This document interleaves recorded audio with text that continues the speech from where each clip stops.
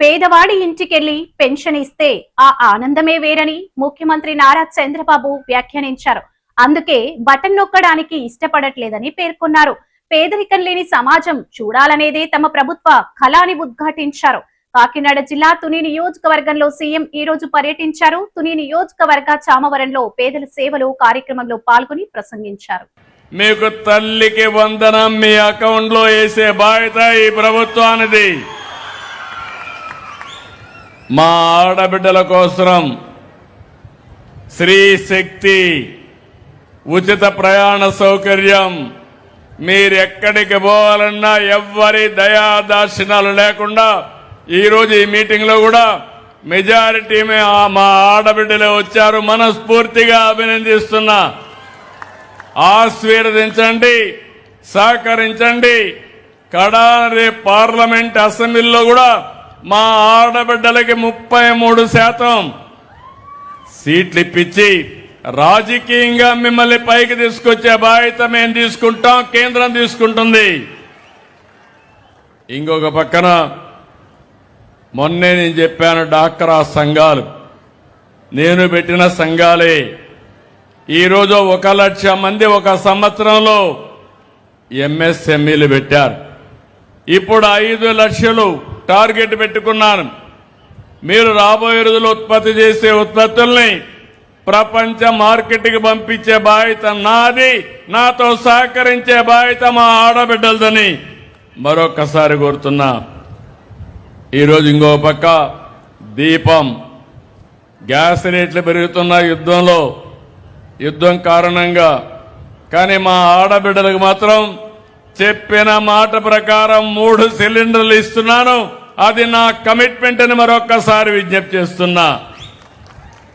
మానవత్వం ఉండే ప్రభుత్వం ఇది, ఎన్డీఏ ప్రభుత్వం.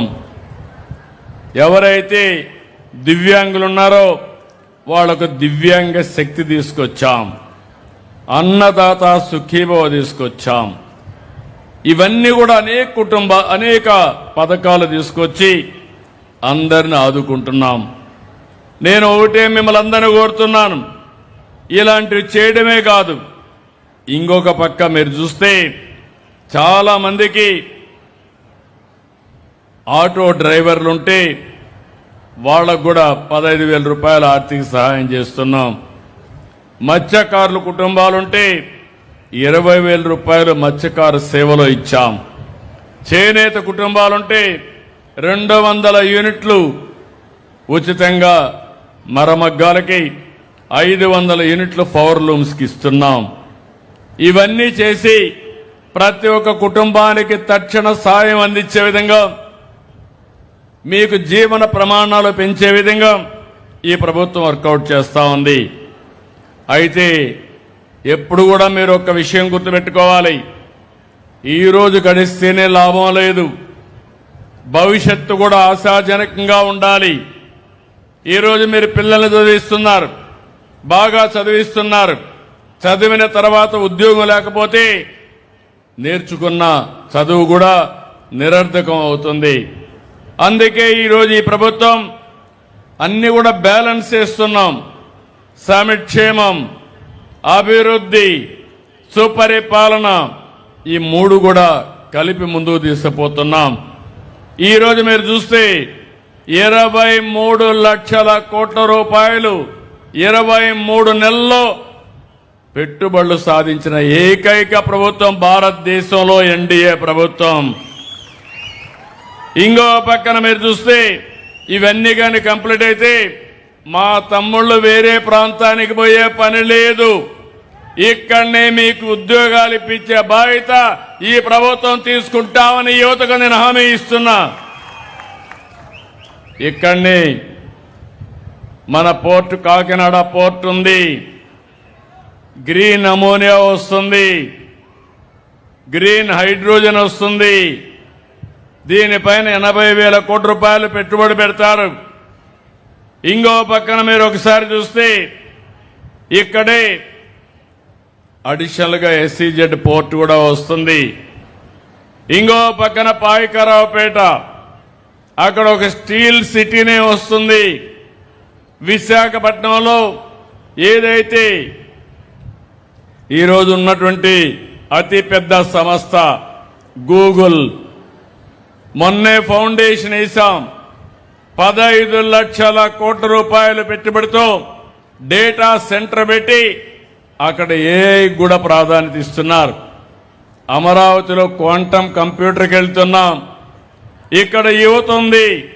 యువతను ఒకటే కోరుతున్నా, మీరు ఎప్పటికప్పుడు నాలెడ్జే కాకుండా నైపుణ్యాన్ని పెంచుకోండి. ఈరోజు నేను స్టీల్ సిటీ తీసుకొచ్చాను. పిఎం సేతు కింద ఎవరైతే మనం ఐటీఐ చదువుతారో వాళ్ళకందరికీ స్కిల్ డెవలప్మెంట్ చేస్తున్నాం. స్కిల్ డెవలప్మెంట్ అవుతానే స్టీల్ ప్లాంట్లో ఉద్యోగాలు వస్తాయి. అది ఈ ప్రభుత్వం యొక్క విధానం. దేశంలో మొట్టమొదటిసారిగా పిఎం సేతు కింద సంవత్సరానికి 25,000 మందిని ట్రైనింగ్ ఇవ్వబోతున్నాం. ఇంకో పక్క ఎన్నో సంవత్సరాలుగా పెండింగ్ ఉంది. విశాఖపట్నం స్టీల్ ప్లాంట్ ని రివైవ్ చేశాం. విశాఖపట్నంలో ఏదైతే రైల్వే జోన్ కూడా తీసుకొచ్చాం. ఇప్పుడే ఎంపీ గారు చెప్పిన పనులన్నీ తప్పకుండా రాబోయే రోజుల్లో పరిష్కారం చేసే బాధ్యత రాష్ట్రం కేంద్రం తీసుకుంటామని కూడా మీ అందరికీ హామీ ఇస్తున్నా. ఇదే కాదు, నేను మిమ్మల్ని అందరినీ ఎప్పటికప్పుడు విజ్ఞప్తి చేస్తున్నా. ఈరోజు మీరు చూస్తే ప్రతి పేద కుటుంబం అప్పులు చేయడానికి కారణం మీ ఆరోగ్యం. ఓసారి మీ ఆరోగ్య సమస్యలు వస్తే కొన్ని జబ్బులైతే సంపాదించిన ఆస్తులు, పెద్దలు సంపాదించిన ఆస్తులు కూడా అమ్మేసే పరిస్థితికి వస్తున్నాం. ఓ క్యాన్సర్ కానీ లేకపోతే ఇంకా అలాంటివి అనేక సమస్యలు వచ్చే పరిస్థితి వచ్చింది. ఇంకో పక్కన విద్య కోసం పిల్లల్ని చదివించాలని, బాగా కార్పొరేట్ విద్యకు పంపించాలని మీరు కూడా పోటీపడి అప్పుల పాలయ్యే పరిస్థితి వచ్చారు. ఓసారి అప్పులు చేసిన తర్వాత ఉద్యోగం రాకపోతే కుటుంబం చితికిపోయే పరిస్థితికి వచ్చింది. అందుకే నేను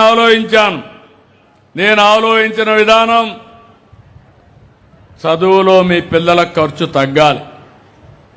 గవర్నమెంట్ స్కూళ్లు కూడా ప్రైవేట్ స్కూల్స్ కంటే బాగుంటాయి. అది నా గ్యారంటీ. అలాంటి నాణ్యమైన విద్య ప్రతి ఒక్క పేదవాడికి ఇప్పించే బాధ్యత ఈ ప్రభుత్వం తీసుకుంటాం. రెండోది, సంజీవిని ఒక ప్రాజెక్టు తీసుకొచ్చాను. మీకు అందరికి ఐడియా ఉంటుంది.